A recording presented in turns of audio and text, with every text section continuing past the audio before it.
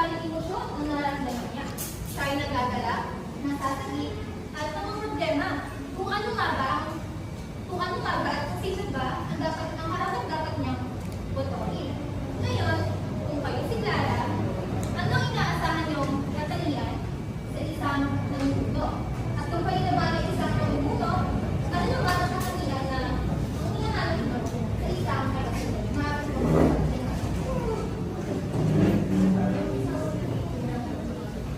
Hindi ko lang. Isang katangian ang hinahanap niya sa isang namumuno. Hindi ko lang. Yes? Picture ilang taon po si Clara? Si Clara ay 18 years old. Ngayon naman, kung ikaw ay isang tagasunod, ano naman ang katangian ang hinahanap niyo sa isang kung kayo ay isang namumuno, ano naman ang katangian ang hinahanap niyo sa isang tagasunod? Teacher, di ba dapat pag namumuno ka, dapat ikaw po yung dapat kung mabuti ka po tao. Hindi po ikaw yung mamamili na kung sino yung tagasunod. Parang hindi po ikaw yung mamamili ng katangian ng tagasunod. Sila po yung mamamili kung sino yung karapat-dapat na leader. Ano naman? Hindi tama. Wala siyang inaasang katangian sa isang tagasunod. Ngayon, bakit mahalaga para sa iyo ang katangian na ito? Para sa kasunod ng katangian.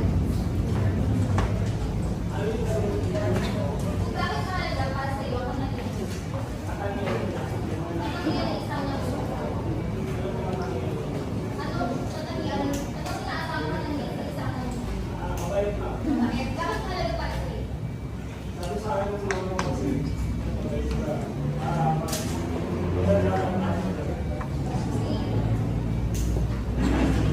Yes, sir. Dapat kung matalino po, kasi kung matalino siya, makikita siya magkahandal ng Pero gusto ko po katangian na sinusunod sa amin. Yung hindi ko ako nagsusunod na po siya. bilang taga-sinod.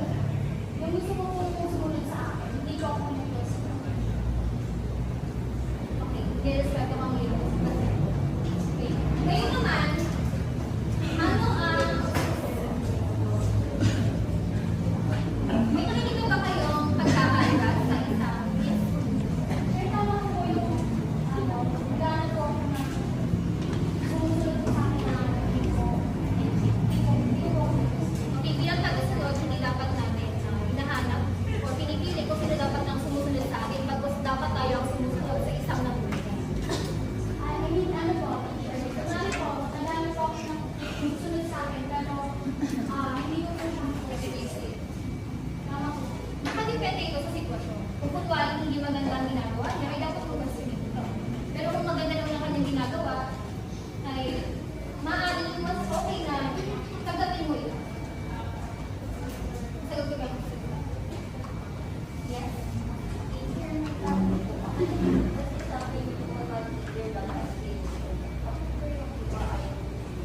Yun ang problema sa ibang mga tagasunod na walang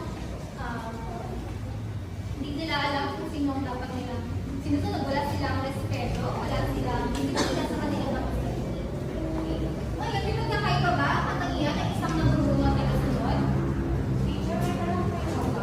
Teacher, paano po pag mali yung pinapagawa? Dapat po ba sundin po naman? Doon tayo papasok. Kapag mali ang pinapagawa sa inyo ng isang namumuno, doon yung pwedeng questioning yung desisyon ng isang namumuno. Dahil papakalasig ng mga tagasunod ito. Ngayon, may nais bang magsagot sa mga pagkakaiba? Kung may pagkakaiba ba sa katangian ng isang namumuno at tagasunod? Yung mga napumunta, dapat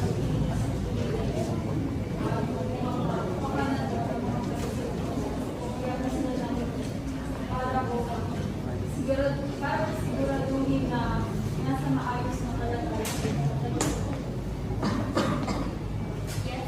Teacher, pwede ka po ba magbigay ng pinuno po na meron pong good quality at meron din pong bad quality? Okay.